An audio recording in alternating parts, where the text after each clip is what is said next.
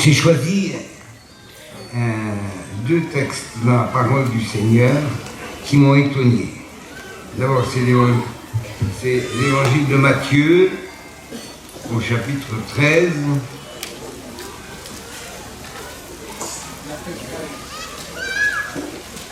Au chapitre 13, et on lit le verset 33. C'est une parabole qui m'a toujours étonné et j'ai toujours cherché à comprendre, je ne l'ai pas compris. Sinon, il y a quelques mois seulement que j'ai eu une sorte, je ne dis pas une révélation, je ne suis pas un prophète, mais je pense une certaine compréhension de ce passage. C'est Jésus qui dit cela. Il leur dit cette autre parabole: le royaume des cieux est semblable à du levain qu'une femme a pris et mis dans 3 mesures de farine jusqu'à ce que la pâte soit toute levée. C'est tout. Dans d'autres paraboles, Jésus a donné des explications sur cette parabole. Il y a l'évangile de Luc qui en parle aussi. C'est au chapitre 13 aussi, et à partir du verset 20. Et il n'y a pas beaucoup de commentaires non plus. Et il dit encore, à quoi comparais-je, le verset 20, 13, chapitre 13, verset 20 de l'évangile de Luc. Il dit encore, à quoi comparais-je le royaume de Dieu? Il est semblable à du levain qu'une femme a pris et mis dans 3 mesures de farine pour faire lever toute la pâte. On a appris aux étudiants à regarder les contextes, ce qui est écrit avant, ce qui est après. Et après, ça peut être une indication pour comprendre certains passages compliqués et difficiles. Mais là, il n'y a rien. Matthieu, il n'y a rien. Qu'est-ce que Jésus a voulu dire dans le levain qu'une femme a pris et mis dans 3 mesures de farine? Qu'est-ce que c'est le levain? Le levain, c'est l'emblème que donne la Bible. C'est un élément de fermentation qui a été comparé au péché. L'orgueil, la malice, la méchanceté, les meurtres, les adultères, les impudicités, tout ce qui n'est pas propre, en fin de compte. Alors moi je me suis dit, mais comment le royaume de Dieu peut-il être représenté par du levain? Est-ce qu'il y a du péché dans le ciel? Impossible, impensable. Ce serait un blasphème. Alors, que vient faire le levain? Ça m'a intrigué beaucoup. J'ai lu des commentaires à droite et à gauche. J'ai essayé de me renseigner, taper à droite et à gauche à toutes les portes. Mais pas grand-chose. Je ne vais pas improviser parce que c'est sacré. Et je ne pensais pas que cette parabole aurait pu avoir une telle portée. J'ai fait quelques notes, je n'ai pas tout rapporté. Nous voulons pouvoir en faire un volume en 2 parties. Je ne vous donnerai simplement qu'une explication au départ. Les textes précisent que le levain, c'est l'emblème du péché. Vous êtes sans levain quand vous êtes à Christ. Mais avant, on avait du levain. Mais alors, cette femme qui a pris le levain, qui est-ce? C'est Ève, Madame Ève, Madame Adam. Elle a mis du ferment dans sa descendance et elle a porté la corruption, le péché dans le monde. Oui, d'accord, mais le péché dans le monde, mais pourquoi dans le ciel aussi? C'est intriguant quand même. Alors j'ai regardé dans la manière de faire le pain au temps de Jésus et même avant. Le levain en général, on appelle du levure, on fait du levure avec beaucoup d'éléments maintenant, mais à l'époque, le levain, on prélevait une pâte, un morceau de la pâte qui allait faire le pain, mais on le mettait de côté. Et 2-3 jours après, on prenait cette pâte, ce morceau qu'on avait prélevé, et on l'ajoutait à la nouvelle pâte pour faire le pain du jour. On le laissait reposer, puis le fait gonfler le pain, jusqu'à ce que la pâte soit toute montée. C'est compliqué de comprendre tout ça. Et je ne voudrais pas non plus vous encombrer, parce qu'il faut qu'on élève notre cœur et louer le Seigneur. Mais j'espère, avec la grâce de Dieu, d'arriver à louer le Seigneur et à comprendre un peu plus de l'Évangile. La Bible dit, je l'ai cité hier, il n'y a pas parmi nous des gens de grande connaissance, on n'a pas des diplômés, on n'a pas des savants. Mais Dieu nous a confié un secret, c'est de comprendre la parole du Seigneur et de l'expliquer tel qu'il le voulait. Alors, quand c'est la fête de la Pâque, c'était le moment où on enlevait le pain, du pain, on enlevait tout le pain, le vin. On avait le pain asile, c'est-à-dire il n'y a pas de levain dans un pain.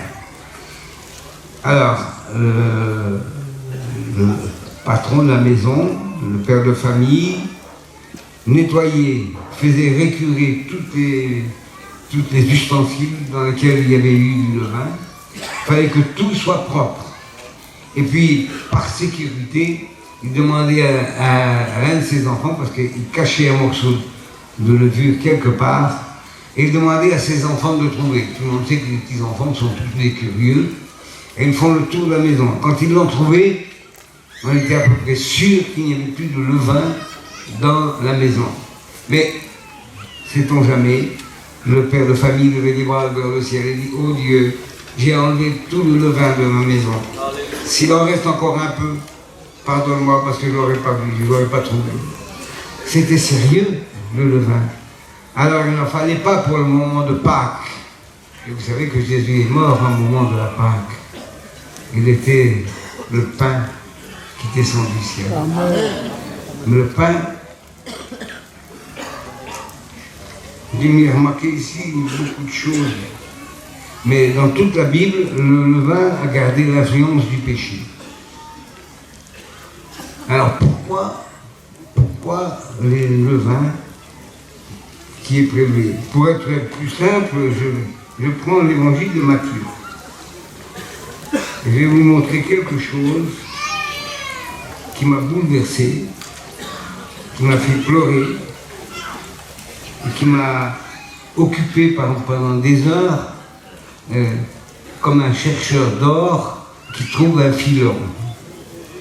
Il n'y a pas de plus grande joie pour un serviteur de Dieu d'avoir trouvé une explication de la parole de Dieu. Je regarde l'évangile de Matthieu, chapitre 1er.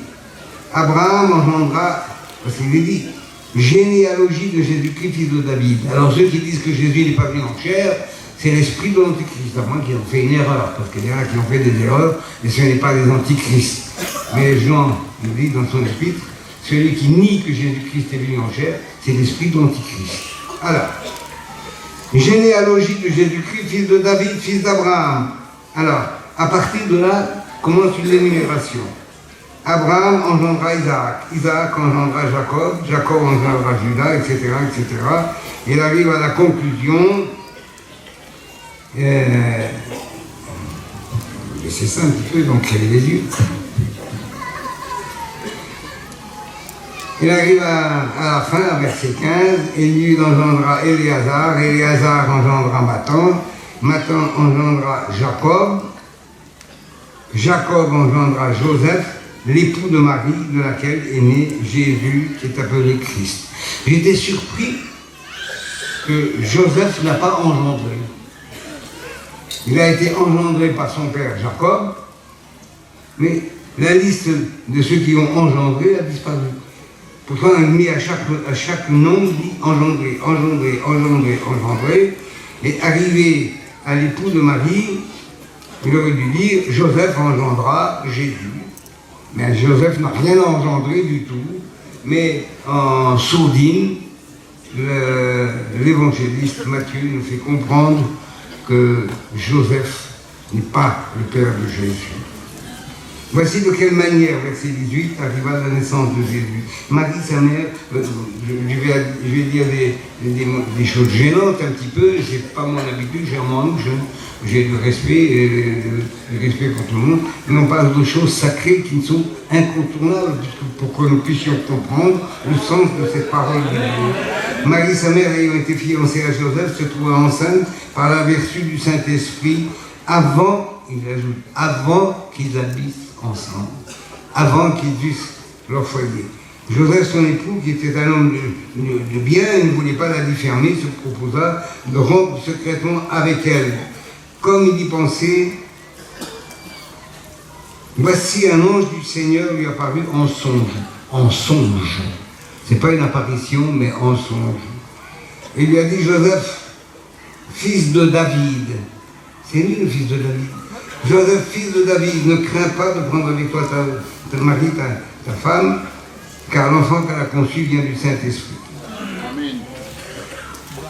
Elle enfantera, tu lui donneras le nom de Jésus, et c'est lui qui sauvera son peuple de ses péchés. Tout cela arriva afin que s'accomplisse ce que le prophète avait annoncé. La Vierge sera enceinte. Il dit la Vierge, c'est la jeune fille, sera enceinte et elle enfantera un fils. Et on lui donnera le nom d'Emmanuel, ce qui signifie Dieu avec nous. Alors, j'ai regardé cette généalogie et là, il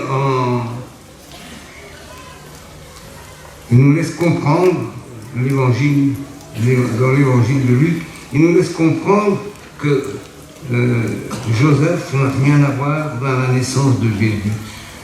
Et c'est pour ça d'ailleurs qu'il voulait rompre secrètement avec Marie.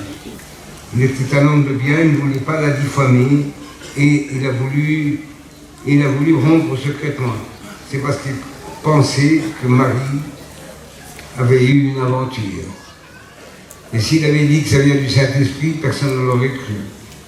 Et il va jouer, lui et Marie, une vie, une foi exceptionnelle. Ce sont des géants de la foi. Qui aurait pu croire que Jésus était né du Saint-Esprit? Marie n'avait aucune puissance, elle était, pardonnez-moi, elle était de 3 mois. Personne n'aurait pu comprendre cela. Il m'a dit, mais tu nous fais marcher. Et Joseph n'aurait pas pu se laver les mains dans cette affaire, parce qu'ils auraient dit, il a abusé d'une jeune fille, et puis voilà, et maintenant il se lave les mains de tout cela. Ils sont coincés tous les deux. Alors ils vont jouer un rôle exceptionnel, digne des plus grands, des plus grands de la foi, des géants de la foi. Marie n'a rien dit à Joseph.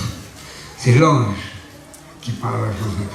Je regarde ici, dans son explication est beaucoup plus détaillée, l'ange apparaît à Marie. Elle n'est pas dans un songe. Il lui parle. Il dit, je te salue, Marie, toi à qui une grâce a été faite. Les catholiques ont tourné le sens. Toi, Marie pleine de grâce. Elle n'est pas pleine de grâce, a reçu une grâce. Il ne faut pas tordre le sens des Écritures. Il lui dit, voici, tu deviendras enceinte et tu enfanteras un fils, etc. Mais elle a dit, mais comment ça pourrait-il se faire? Je ne suis pas mariée, je n'ai pas d'homme. Le Saint-Esprit viendra sur toi. Là encore, il appuie sur la naissance miraculeuse de Jésus. Et il fait au chapitre 3, et à partir du verset 23 de l'évangile de Luc, il fait lui aussi sa généalogie de Jésus. Mais il le fait en sens inverse. Matthieu commence par Abraham et descend jusqu'à Joseph et à Jésus, alors que Luc remonte le temps. Et j'ai été frappé de constater dans cette liste qu'il présente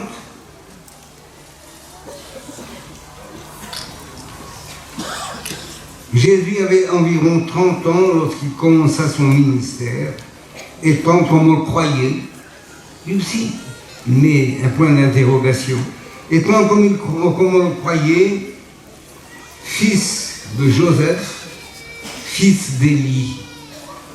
Élie, je ne l'ai pas trouvé dans la généalogie de Matthieu. Fils d'Élie, qui peut-il être? Alors j'ai sursauté, beaucoup de chrétiens, même des serviteurs de Dieu, je pense, si Joseph est de la tribu de David, de la tribu royale, ça ne pose aucun problème, l'évangile le crie de tous les côtés. Mais Marie, l'évangile ne dit rien. Est-ce que Marie est vraiment descendante de David? Sinon, l'évangile s'écroule, l'ange a menti, tout ce que nous croyons est foutu par terre. Alors je me suis dit, mais pourquoi Élie? Mais Élie, d'après ce que j'ai cru comprendre, c'est le seul nom que l'on trouve ici, ce serait le père de Marie. Et Marie, toute la liste remonte jusqu'à David, mais au lieu de passer par Salomon, comme le fait Matthieu, il passe par le demi-frère de Salomon, il s'appelle Nathan. Alors moi ça me réjouit de savoir que Jésus est vraiment de la tribu de David, et donc l'ange n'a pas menti, l'évangile n'a pas menti, et le Seigneur Dieu lui donnera le trône de David, son père, et il régnera éternellement au siècle des siècles, sur la maison de Jacob. Alors l'ange a dit la vérité, mais il faut dire que c'est presque une cachotterie. On fait un jeu de Colin Maillard, et de le trouver, ça m'a bouleversé le cœur. Il dit que l'évangile, dans sa discrétion sur les choses qui semblent taboues à l'époque, eh bien, a conservé la dignité de Marie, a sauvegardé sa vie parce qu'elle risquait la lapidation pour trahison. Elle aurait cassé le mariage et Joseph n'aurait pas sorti glorieux de cette affaire. Il ne serait pas sorti des mains, les gens ont dit, ben oui, il n'a pas respecté sa fiancée, il lui a fait un enfant, et maintenant il se taille, il se lave les mains. Mais non, pas du tout. L'ange a dit que le Saint-Esprit viendra sur elle et que son enfant sera appelé Fils de Dieu. Seigneur Jésus, c'est vous. Alors, ma pensée personnelle galope très vite, et je me suis dit que dans le levain indiqué, les morceaux prélevés génération après génération aboutissent à Jésus-Christ qui est dans le levain. Alors, je dis, mais Jésus est-il un pécheur? Pas du tout. Mais s'il n'était pas réellement un humain avec la chair, des os et du sang des humains, il ne pouvait pas nous aider. C'est le second Adam. Le premier Adam était tiré de la terre. Lui, il a été créé, Jésus, le corps de Christ, d'ailleurs, a été créé parce que dans l'Épître aux Hébreux, il est dit « Tu n'as agréé ni offrande ni holocauste. Mais me voici, envoie-moi. Tu m'as formé un corps. » Il a formé un corps. Les prophètes l'ont annoncé d'avance. Voici un enfant nous est né, un fils nous est donné, la domination reposera sur ses épaules, on l'appellera conseiller, Dieu puissant, etc. Père éternel, il a les titres de la divinité, de la dignité. Alors, on n'a pas fait le tour de la question, parce que le levain, c'est quand même un but de péché, c'est pas propre. Mais Jésus est venu. Mais j'ai admiré Michel hier, le matin, quand il a dit que le diable a voulu le tenter et il a résisté, il a fait fuir le diable. Il lui a montré toutes les promesses, tout ce que la vie promettait, le règne, la gloire, l'honneur, l'argent et tout. Et moi, il était donné à moi. Il lui a menti à Jésus. Il m'a donné à moi. C'est un choraveur, un chorab. Il a pris ce qui revenait de droit à Adam et Ève, mais ayant péché parce que Dieu a-t-il réellement dit, j'ai aimé cette manière de le présenter, eh bien, ce qu'il a fait, la Torah, la dignité et la pureté d'Adam et Ève, et depuis, nos premiers Adam ont légué la même hérédité. L'homme est corrompu, pécheur, incrédule. Il n'arrive pas à aimer, il haït ses ennemis, il haït son frère, le choraveur, le buveur et tout ce qu'on veut. tout cela a gangréné les générations les unes après les autres. Et Jésus sort de cette génération. Une génération corrompue. David est un meurtrier, adultère. Et il y a même des païennes dans la généalogie de Jésus. Il y avait Rahab, une femme de mauvaise vie. Et il y avait aussi la femme de Boz, Ruth, qui était une païenne. Elle est devenue l'ancêtre de David, de son père à David. Elle est devenue en quelque sorte son arrière-grand-mère à Jésus, à David. Et dans cette génération-là, ça va pouvoir vous compliquer, parce que les généalogies sont très compliquées, mais ce que j'ai compris, c'est que chaque morceau de pâte prélevé, ajouté à l'autre, communique le même ferment, la même hérédité, la même pensée vers le mal, jamais vers le bien. C'est vrai qu'il y a eu des gens extraordinaires dans l'Ancien Testament qu'on appelle les justifiés par la foi. Ça, c'est un autre volet qu'il faut un jour en parler. Mais moi, je suis sûr maintenant que Jésus est bien enraciné parmi les hommes. D'abord à sa résurrection aussi, il a dit il croyait avoir un esprit, mais pourquoi vous effrayez? Un esprit n'a pas de chair, n'a pas d'os, comme vous voyez que j'ai, venez, touchez-moi, regardez.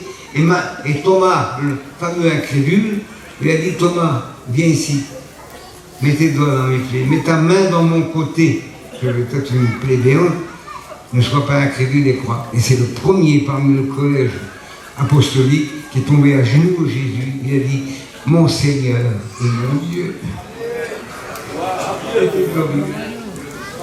Alors ça ne résout toujours pas la question de savoir que Jésus est bien de notre génération, il est bien fait partie de notre chair et de notre os. Dans un sens, je me réjouis parce que Jésus n'est pas un étranger. Il est semblable aux hommes, il a vécu parmi les hommes, avec un ministère très court, 3 ans et demi à peu près, il est mort à 33 ans et demi, 34 ans. Mais il a fait quelque chose de merveilleux.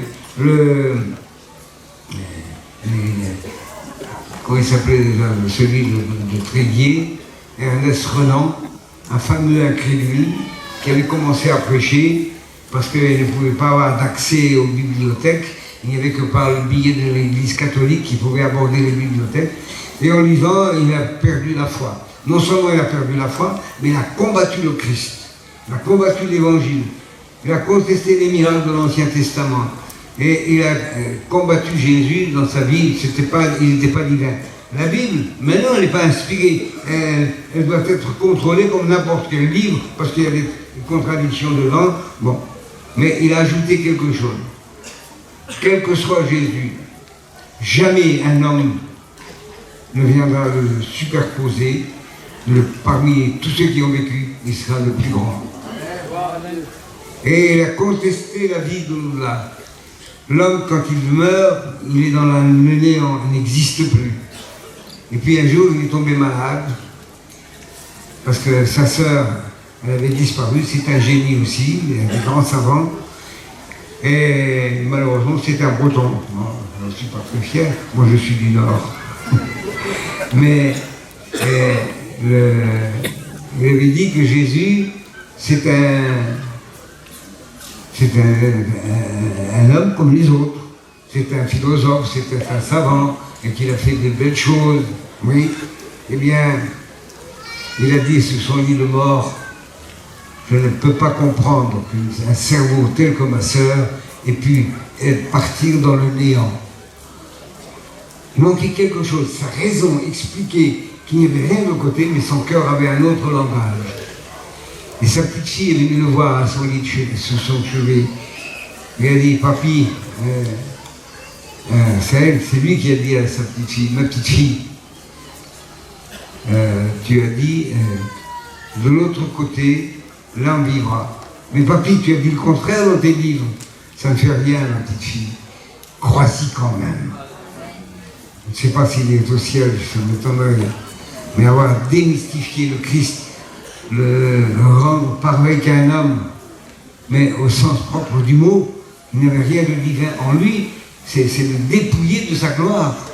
Et la Bible dit que Jésus est venu, il a quitté sa gloire, lui qui avait la forme de Dieu dans le ciel, il a pris la forme d'un homme. Donc voyez-vous, la création de l'homme, eh bien, la Bible le dit, c'est un conseil qui se fait dans la divinité. Il a tout créé, le ciel, la terre, la mer et tout, et il arrive au dernier des chefs-d'œuvre. On va créer l'homme. Alors comment on va créer? Eh bien, faisons-le semblable à nous, à notre ressemblance. Et il parle au pluriel, à notre assemblage, à notre image, à notre ressemblance. Ce sont plusieurs. Évidemment, si on lit la Bible, on va comprendre qu'il s'agit du Père, du Fils et du Saint-Esprit. Et cette image-là, l'homme l'a souillée, l'a dégradée. Il a combattu Dieu. Et avec la naissance de Jésus, c'est Dieu qui prend la forme humaine. Et en prenant la forme humaine, il devient semblable à nous. On s'y retrouve. Et c'est pour ça qu'on le sent tout près de nous. Je m'excuse, j'ai des trous de mémoire, je suis fatigué, j'ai fait un AVC cet hiver, et j'ai un peu de mal à retrouver mes esprits. Enfin, alors on écrit quelques textes pour nous souvenir de tout ça.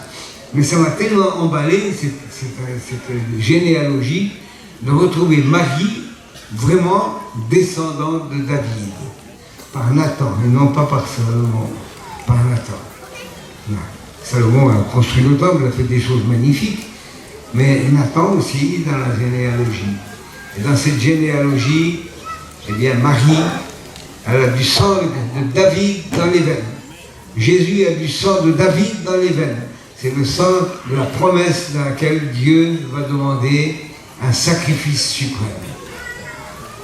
Alors, s'il va mourir à la croix du calvaire, on dit que le sang de Jésus-Christ purifie de tout péché. Paillon avait l'habitude de dire une goutte de sang du Christ efface des millions de péchés. Oui, bien sûr. Mais à cette époque, 2000 ans plus tard, où trouver du sang de Jésus? Parce que certains ont dit, il faut que le sang de Jésus soit pur, sinon comment peut-il purifier les pécheurs? Il faut que le sang de Jésus soit pur. Eh bien, permettez-moi de vous dire que l'homme le plus pur qui a existé sur la terre, le plus obéissant qui a existé, Michel nous l'a rappelé, c'est Jésus.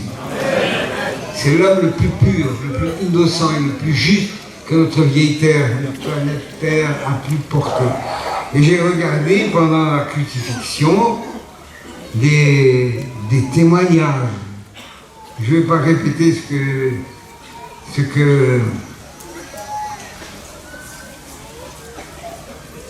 qui a été dit hier donc par Michel, mais Pilate était convaincu que Jésus était innocent. Les Juifs le traitaient à Jésus d'un imposteur. Il ne peut pas sortir de la Galilée un prophète. Et regardez, l'imposteur, il y en a eu deux qui sont sortis, Nahum et Élie. Ils doivent le savoir. Mais comme ils étaient jaloux de ces miracles, ils disaient à l'aveugle-né de naissance, qui avait retrouvé la vue, rends gloire à Dieu. Nous savons que cet homme est un pécheur, parce qu'il n'observe pas le sabbat. Allez donc. Il a dit, c'est étonnant, vous ne sachiez pas d'où il est. Pourtant, il m'a ouvert les yeux. Nous savons qu'un homme pécheur, Dieu n'exauce pas les hommes pécheurs. Et c'est ceux qui font la volonté de Dieu. Mais quoi, tu nous enseignes? Toi, tu es né tout entier dans le péché. Ils étaient vraiment pas gentils. Hein. Ils étaient nés aveugles. Il aurait dû féliciter à Jésus, le remercier et l'embrasser. Parce qu'il a fait des choses, et il l'a dit lui-même, Jésus, plus tard. J'ai fait des choses que nul homme autre avant moi n'a fait. Il a ressuscité les morts, marché sur la mer, il a calmé la tempête, il a fait des pêches miraculeuses, il a guéri les malades, les 10 lépreux, à la parole de Jésus, et j'en passe. Les gens se foulaient aux pieds tellement ils voulaient le toucher. Parce qu'une force sortait de lui, il les guérissait tous. Que c'est beau l'évangile. Alors, j'ai marqué ceci, la pureté de et l'innocence de cet enfant seront pour tous les hommes pécheurs l'unique moyen d'être sauvés. Il n'y en a pas d'autre.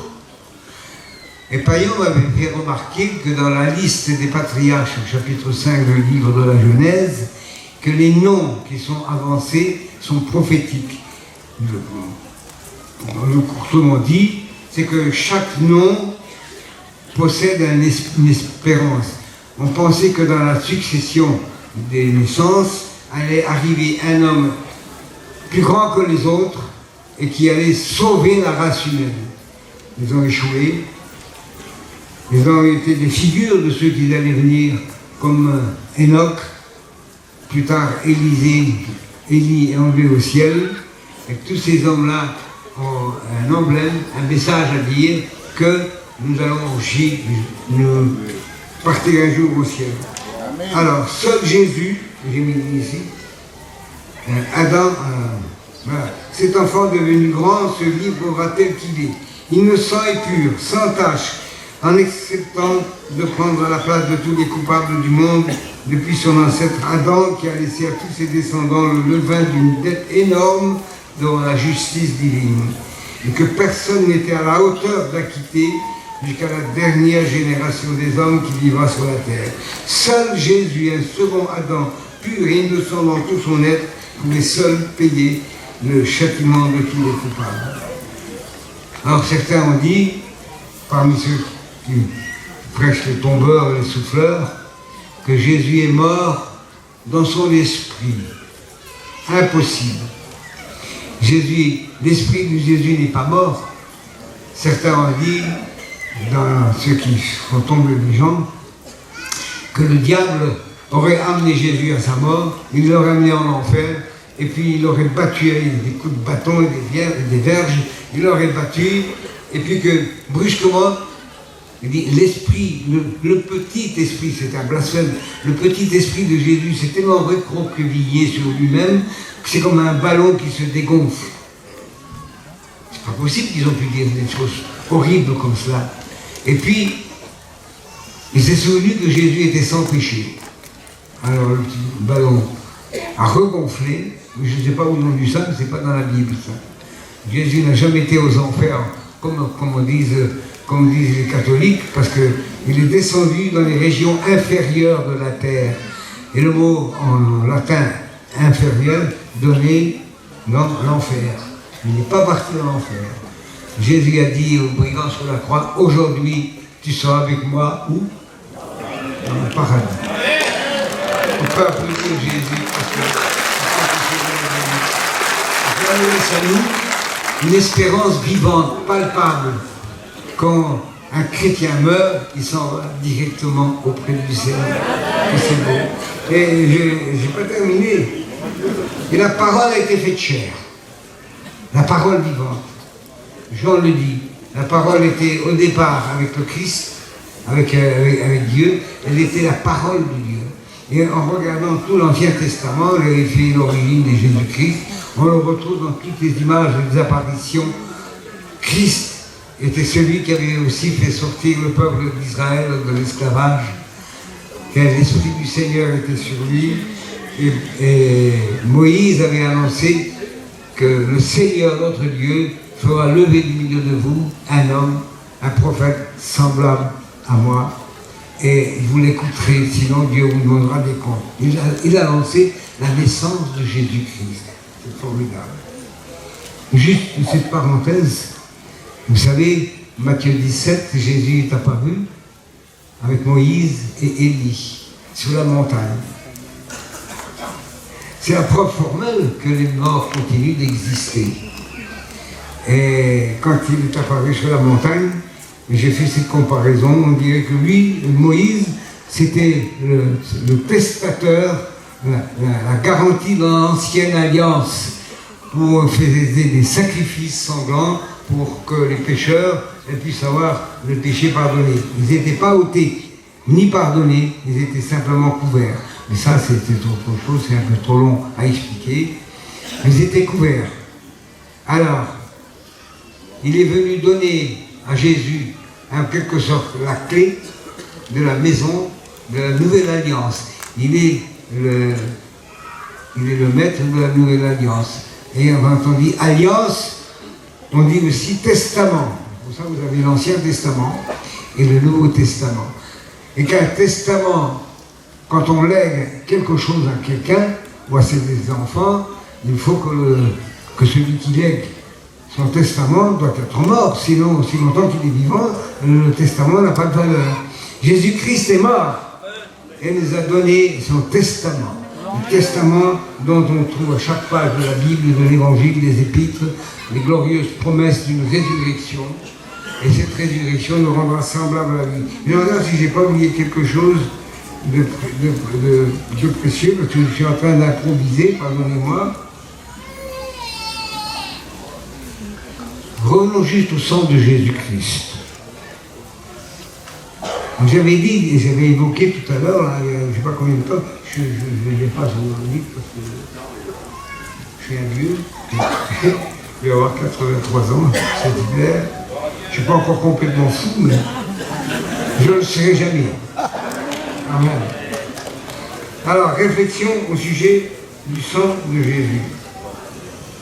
On sait, la Bible le dit, mais si nous marchons dans la lumière, comme il est lui-même dans la lumière, nous avons communion les uns avec les autres, et le sang de Jésus, son Fils, nous purifie de tout péché. Je regarde encore à Jean, chapitre 2, verset 1er. Mes petits enfants, je vous écris ces choses afin que vous ne péchiez point. Mais si quelqu'un a péché, nous avons un avocat auprès du Père, Jésus-Christ le juste. Alors, le pouvoir du sang de Jésus. Cette question sur le pouvoir du sang de Jésus a troublé, je sais qu'il a troublé plusieurs personnes, surtout en disant que Jésus est de la nature humaine, donc son sang pouvait-il vraiment nous purifier? Je touche un point important, je dois l'expliquer tel que je l'ai compris. Cette question sur le pouvoir du sang de Jésus qui lave de tout péché laisse souvent certains, même s'ils sont croyants, devant la perplexité du fait que Jésus est cité dans les généalogies des hommes pécheurs et pécheresses, et qui font de lui un descendant d'hommes pécheurs. En effet, certains ont estimé que le sang de Jésus devait être pur, mais qu'il se trouve lui-même encombré par le sang de ses ancêtres, et dans ce cas, son sang pouvait-il pardonner les péchés? C'est important ce que je suis en train de vous dire. Devant cette difficulté, l'Église catholique a contourné la question. Elle a dit, Marie est née sans péché. C'était l'invention du dogme de l'Immaculée Conception. Moi, je croyais toujours que c'était Jésus, l'Immaculée Conception. Mais non, c'est Marie. Il dit qu'elle n'a pas de péché. C'est pour ça que Dieu est libre de faire ce qu'il veut. Marie est sans péché, donc Jésus, il est préservé de ce sang de ses ancêtres. Alors, il faut effacer toutes les deux généalogies qui n'ont plus de sens. Marie est plus grande que Jésus, plus grande que les prophètes, plus grande que tous. D'ailleurs, l'Église catholique, elle va présenter Jésus. Un petit enfant, un petit bébé dans les bras de Marie, c'est elle qui est couronnée, etc. Ils ont changé la créature pour le Créateur. Ils ont adoré la créature au lieu du Créateur. Alors, je reviens. Cette difficulté, ils l'ont contournée parce qu'ils ont dit que Marie était née sans péché. Bon. Mais si Marie était née sans péché, elle serait la plus grande de tous les ancêtres. Elle n'aurait même plus besoin de repentance et de pardon. Elle n'aurait pas besoin du sacrifice de Jésus-Christ. Elle serait plus grande que Jésus. En effet, la mère de Marie et ses parents et tous ses ancêtres n'étaient pas sans péché. D'autres ont avancé l'idée que Jésus n'aurait pas été relié, que Dieu me pardonne, je lis des choses gênantes, qui n'aurait pas été relié à sa mère pendant les 9 mois. Erreur. Restons logiques, puisque l'ange Gabriel a bien annoncé à Marie qu'elle deviendrait enceinte. Or, durant leur séjour à Bethléem, il arriva le moment où Marie devait accoucher. Ce temps qui devait arriver, c'est 9 mois. Comme pour toutes les femmes du monde, tous les enfants du monde, depuis que le monde est né. Donc, arrêtons de spéculer sur une chose sacrée. Je crois que Jésus est né comme tous les enfants, qu'il a grandi comme tous les enfants, qu'il a été un charmant adolescent, qui a mis aussi les savants qui étaient dans le temple de Jérusalem, il leur posait des questions embarrassantes et répondait sur des questions que les rabbins lui posaient d'une facilité déconcertante. Il me dit, mais cet enfant, c'est un savant, il va devenir quelqu'un, bien sûr. Alors, revenons justement à la question du sang, parce que j'ai commencé, il faut que je finisse sur le sang. Le sang, qu'est-ce que c'est que le sang? Le sang est la garantie de la vie physique. Nous devons être conscients de ce fait, que le sang n'est qu'une matière périssable. Je dis bien périssable, qui ne peut en aucun cas être assimilée à la vie consciente, ni à la mémoire, ni à l'intelligence. Le sang du Seigneur Jésus n'était pas un sang spirituel, il était un sang d'une matière biologique et périssable comme tout être humain. Si Jésus n'était pas ressuscité, il serait parti en corruption. C'est pour ça que le psaume 16 dit « Tu n'as pas permis que ton sein voie la corruption ». Il a lancé ainsi sa résurrection. La médecine, ça me paraît tellement évident que si nous aurions absolument besoin du sang matière depuis 2000 ans pour laver nos péchés, où pourrait-on le trouver? Il a disparu. C'est donc par la foi en son sacrifice sur la croix, une fois pour toutes, que nous avons la garantie de notre pardon dès nos péchés, lorsque l'homme, la femme, le pécheur, quiconque se repent devant le Seigneur. Et donc par la foi dans ce sacrifice, nous obtenons le pardon de nos fautes, puisqu'il a donné sa vie physique et qu'il plaide en tant qu'avocat pour tous les pécheurs qui se repentent. Les animaux que l'on sacrifiait dans le temple pour les pécheurs ne pouvaient pas ressusciter pour aller au ciel demander et plaider notre pardon. Seul Jésus est monté au ciel.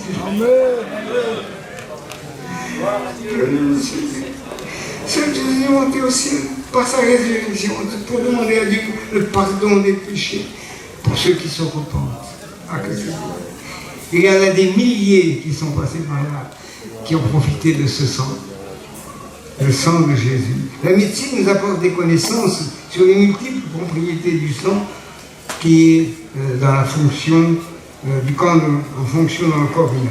La Bible nous parle de la personnalité spirituelle de l'homme, âme et esprit. Et le représente symboliquement comme si c'était le sang. Parce que le sang, c'est aussi Aya, c'est aussi la vie. Nous pouvons noter cela dans plusieurs passages bibliques. En ce qui concerne le cœur humain, bien qu'il soit un organe qui véhicule le sang dans tout le corps, il n'est pas possible pour lui de véhiculer la pensée. Alors, le cœur, le sang sont composés d'une matière biologique et malgré les efforts de la médecine, ils n'ont jamais pu reproduire le sang fabriqué artificiellement. Ça les dépasse. Il y a quelque chose de mystérieux, quelque chose de sacré dans le sang.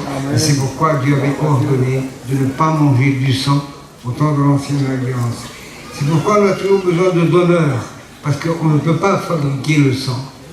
C'est tellement complexe. Le sang et sa fonction vitale dans le corps restent un mystère dont Dieu seul en a le secret, puisque l'on peut mourir de différentes manières, pendu, noyé, sans pour avoir été vidé de son sang.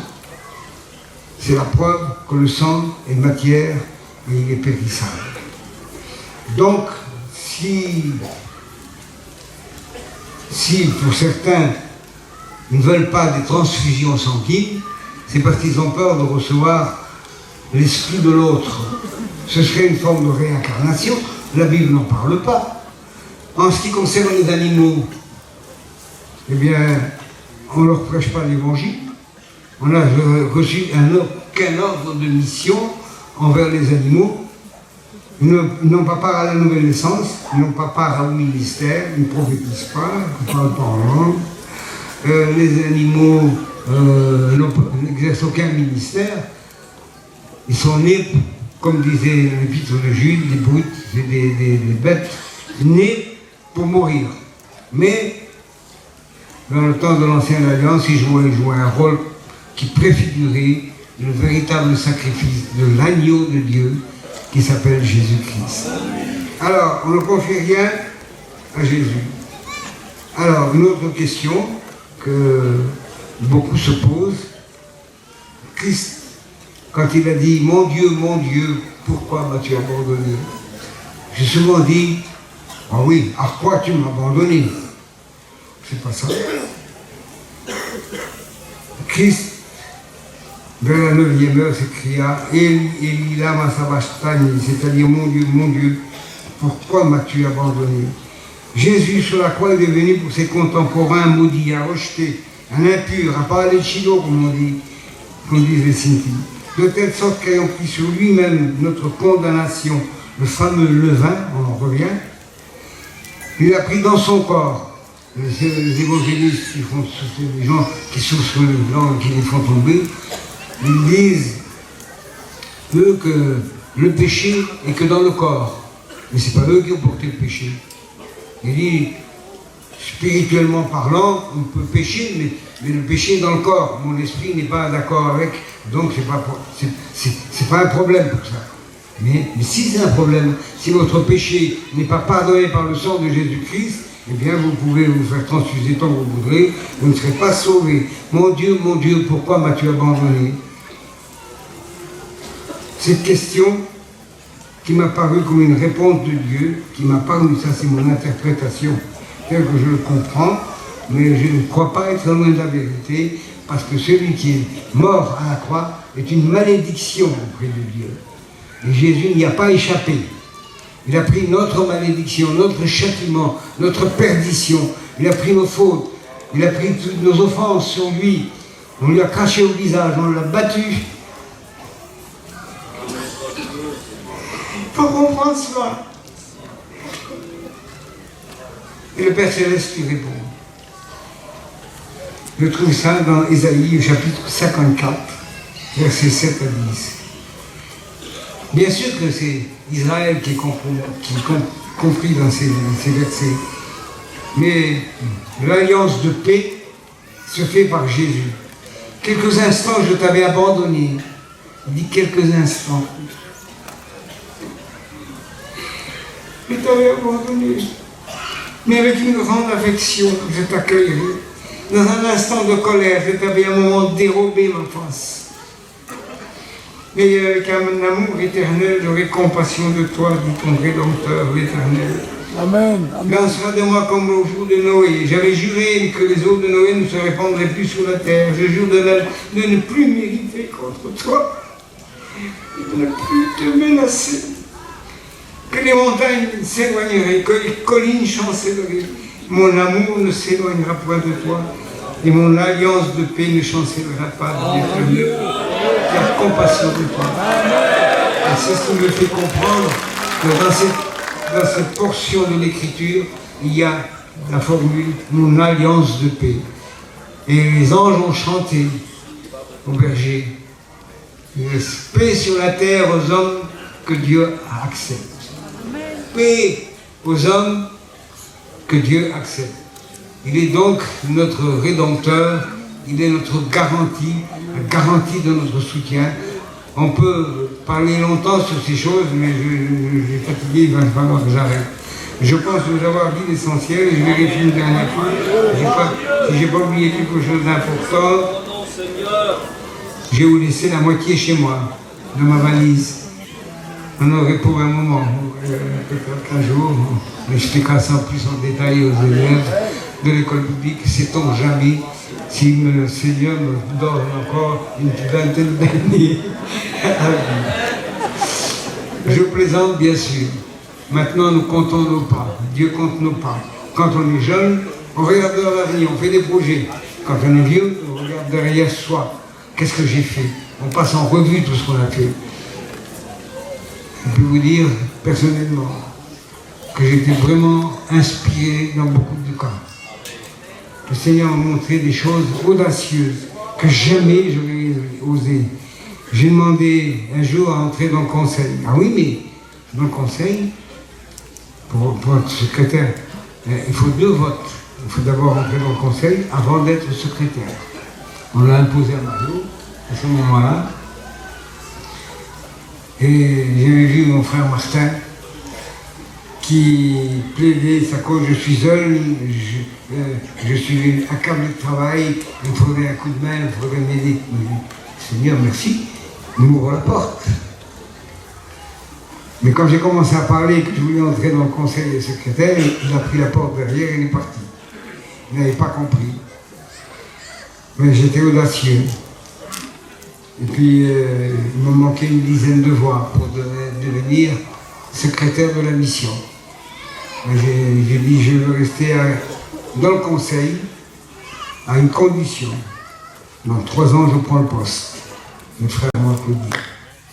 Alors du coup, j'étais parti pour une nouvelle aventure glorieuse avec le Seigneur. Je suis arrivé la première fois dans le conseil, j'avais 30 ans. C'était en 69, à la convention de Gravelotte. C'est le vieux Carlo qui m'a fait entrer dans le conseil. J'ai perdu la notion du temps. Vous allez me battre, mais il est temps que j'arrête. Mais simplement pour vous dire que dans beaucoup d'occasions, le Seigneur m'a montré qu'il était avec moi. Et si j'avais un jour le temps de vous expliquer le temps où j'étais militaire, vous seriez étonnés. J'étais entre 2 gendarmes, j'avais dans la chambre. Ma mère était morte le même jour que je suis parti. Le même jour que je suis parti pour l'Algérie. 2 jours après, on a voyagé toute la journée, toute la nuit. Et le lendemain, on est arrivé à Port-Vendre. Et aussitôt, le commandant du camp me fait appeler. Ferré, il faut venir. Le caporal insistait. Je dis oui, c'est bon, je vais faire des convois, je vais laisser traîner.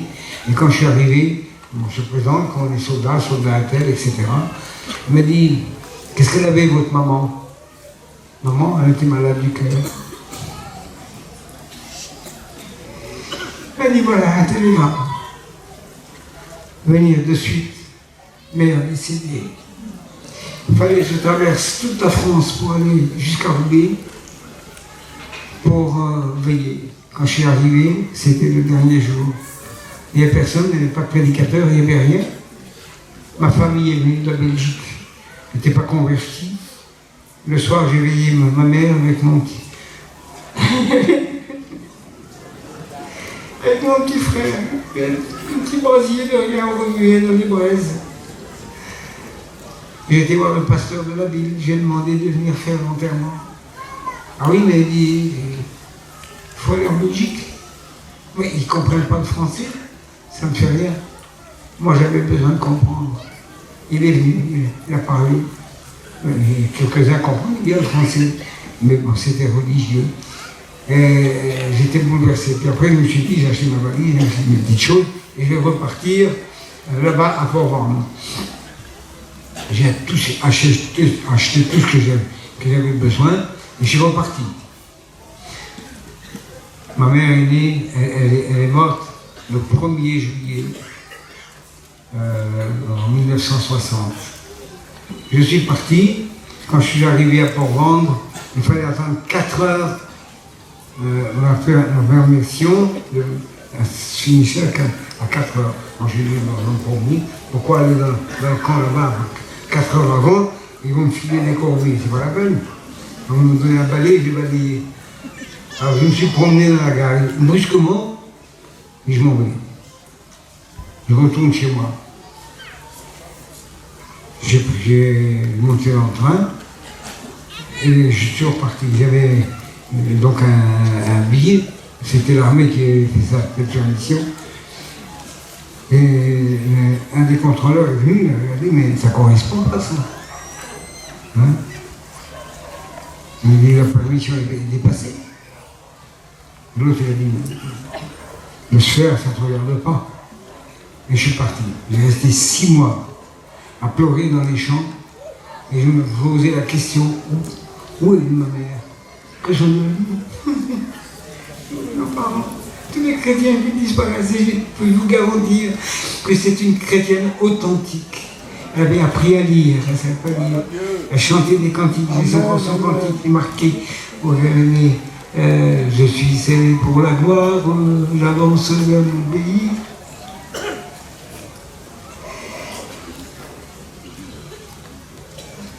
ne fait pas de la comédie avec des souvenirs sacrés. Et au bout de ces 6 mois, j'ai dû retourner.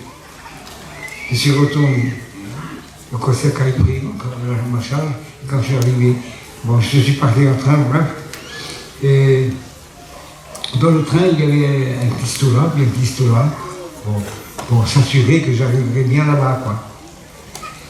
J'avais un Nouveau Testament. J'ai raconté plusieurs fois ces choses à nos élèves, mais le temps passe vite, et puis voilà. Je vais terminer là-dessus, rassurez-vous. J'ai lu mon Nouveau Testament, c'était dans l'Évangile de Marc, au chapitre 1er. Voici, j'envoie devant toi mon messager qui préparera ton chemin. Je peux vous dire, si je l'écoutais en détail, combien de fois le Seigneur a tenu de promesse. J'ai pleuré comme un enfant. Et qui se disait, ouais, il pleure par le chagrin, je ne sais pas. J'ai pleuré comme un enfant. La parole de Dieu est vivante. Elle vous perce le cœur, elle vous perce les yeux, elle vous transperce votre être, et vous réagissez. Vous vivez une expérience, ça faisait un moment que vous n'avez plus cette présence de Dieu. La présence de Dieu m'est arrivée, m'est revenue entre 2 gendarmes. Je pleurais comme un enfant. Je me disais merci Seigneur pour ces promesses. Je l'ai cru cette promesse. Et tout au long de mes 28 mois en Algérie, j'ai vu 20 fois la main du Seigneur, et dans des dangers importants. Le dernier que j'avais vécu, c'était l'avion. On était parti, c'était la caravelle, la caravelle supersonique. Pour faire les 1000 km, j'ai mis 1 heure pour venir à Marseille. Ah ben, une chose, pour retour, je vais reprendre un avion comme ça. Oui, mais il n'y avait pas de place. On m'a filé un avion militaire. Vous savez, les petits moteurs là, et puis il marche comme ça, là, double ailes. Je suis parti. On ne pouvait plus se comprendre tellement il y avait des potins. Et c'était bas, hein. On voyait les bateaux en bas. Hein. Et je vais arrêter là. Je vais terminer ce dernier témoignage. Et puis, d'un seul coup, je regardais le moteur à gauche, là, commence à pétarader. C'est une voiture qui cale et qui redémarre. Qui cale et qui redémarre. Pas possible, Seigneur Jésus, on ne va pas couler. D'abord, il n'y a pas de gilet de sauvetage, il n'y a pas de barque, je ne sais pas nager, je suis sûr de couler. Et en face, il y avait une dizaine de soldats, il y avait un gradé à côté de nous là. Il entrait dans la carlingue devant, c'était un rideau qui était comme ça. Il était pâle, comme ça. Et moi, je me suis dit, on va couler. Moi, je me suis allongé sur ma petite chaise, c'était des bancs d'ailleurs. Et je me suis dit, on va couler, Seigneur. Moi, il n'y a pas de problème, je suis sauvé. Je t'appartiens, je suis ton enfant. On touche son salut quand on est en danger. On touche son salut du bout des doigts. Ce n'est pas de la comédie, c'est de la réalité, ma frère. Alors, vous me sentez comme un nuage, sur un nuage assis. Je lui dis, Seigneur, prends soin de moi. Mais j'ai dit, mais toi, sur la main, ils ne te connaissent pas, ils ont l'occasion de te rencontrer. Et puis, ça y allait de plus en plus fort. Puis on voyait des flammes bleues et rouges. Ça allait fort, hein. Je dis, il va prendre feu, puis on va peut-être couler. Je m'en fous, je suis sauvé. Et comment expliquer cette paix qui vient du ciel? Ça ne s'explique pas par des mots. La paix de Dieu gardera vos cœurs et vos pensées en Jésus-Christ. Alors, ça pédaradait de plus en plus fort, de plus en plus fort. Ça a duré plus d'une demi-heure comme ça. Il va s'enflammer. Avec un moteur, on va tourner en rond. Et il baissait de plus en plus en plus. Puis d'un seul coup, le soir est tombé, on voyait bien les flammes derrière. Et ça s'est calmé. Comment? Mystérieux. Une paix incroyable. On est arrivé à Oran, et à Oran, on est descendu de l'avion. Et j'ai fait peut-être d'ici aux frères là-bas avec la sono, je me suis retourné en arrière, et j'ai regardé l'avion. Savez-vous que c'est à ce moment-là que j'ai eu peur? J'ai tremblé sur mes jambes, j'ai pleuré comme un enfant. bref, j'étais plus en sécurité dans l'avion que dehors. Parce que les anges ont dû porter l'avion, le Seigneur avait les regards sur moi.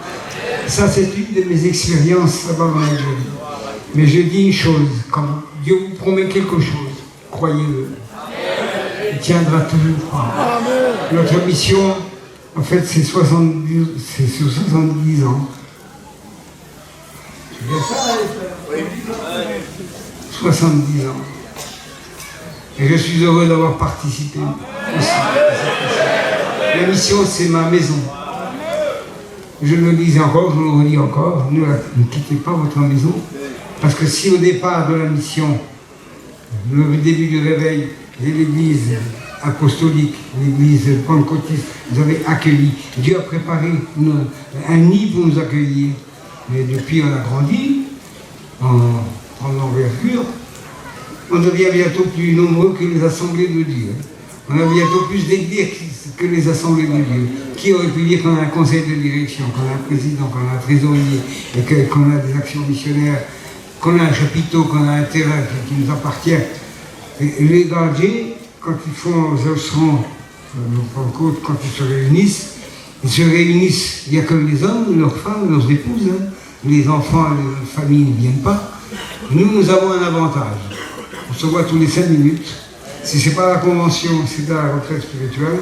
Si ce n'est pas la retraite spirituelle, ni à la convention, on se retrouve sous les petits chapiteaux qui tombent. Et nous avons aussi des liens qui ne se casseront jamais. C'est pour ça que je dis, bonne route à la mission Vie et Lumière. Elle ne cassera pas. Aimez ce lieu, mais aimez Vie et Lumière parce que Dieu n'a pas trouvé d'autres moyens, d'autres endroits où nous placer. Je suis fier de ma mission. Vie et lumière, vive les chrétiens et les chrétiens.